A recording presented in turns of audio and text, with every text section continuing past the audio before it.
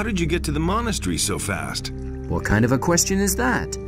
I crept through the pass and made my way straight to the monastery. Admittedly, it was never easy avoiding all the monsters making themselves at home on this side of the valley, but ultimately I encountered fewer problems than I expected.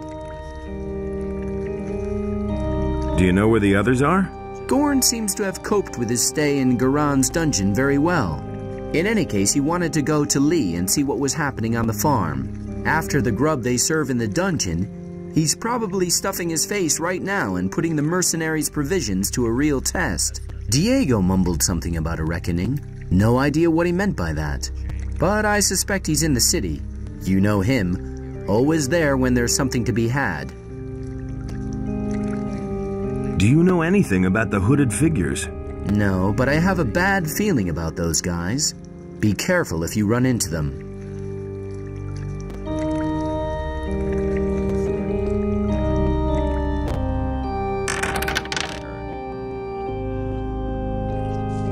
That's totally obvious.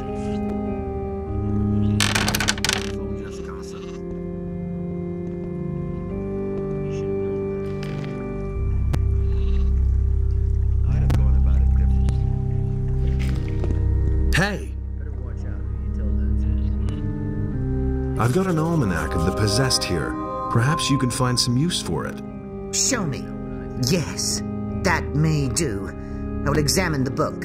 But I'm already sure of one thing. In my opinion, the Seekers are an utterly perverted life form created by Beliar. These beings are of partly demonic and partly human origin. However, I am still unable to tell at this point whether we are looking at a type of spiritual possession or a purely physical mutation. Come back later. Then I will certainly know more. That's just what I said. That's been known a long time. That's just what I said. Nobody will learn anything from me. You already know what I think.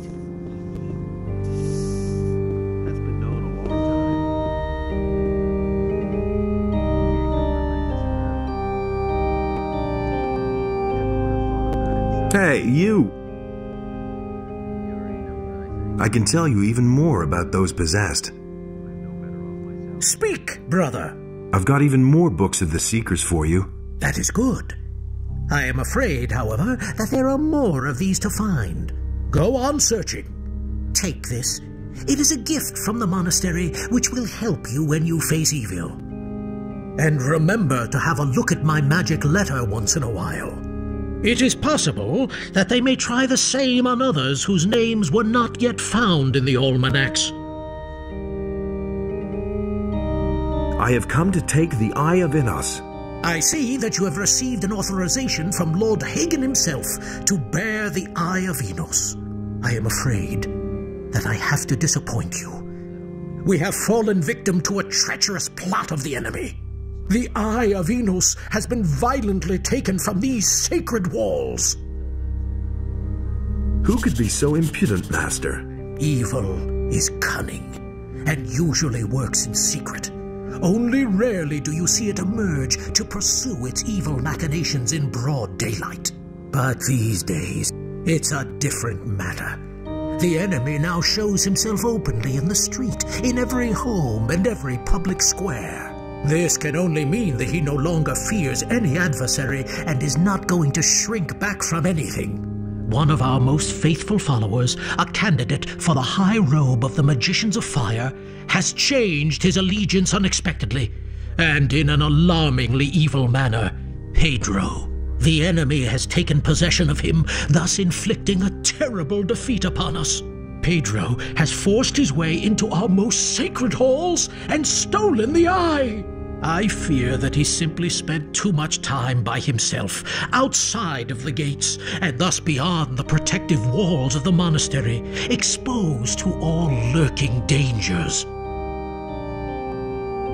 Where did the thief flee to? Pedro knocked down some of the other novices who tried to stop him and disappeared into the morning mist. Many novices have gone after him to bring the eye back to its place unharmed. If you want to catch up with them, you need to hurry before Pedro disappears out of your reach.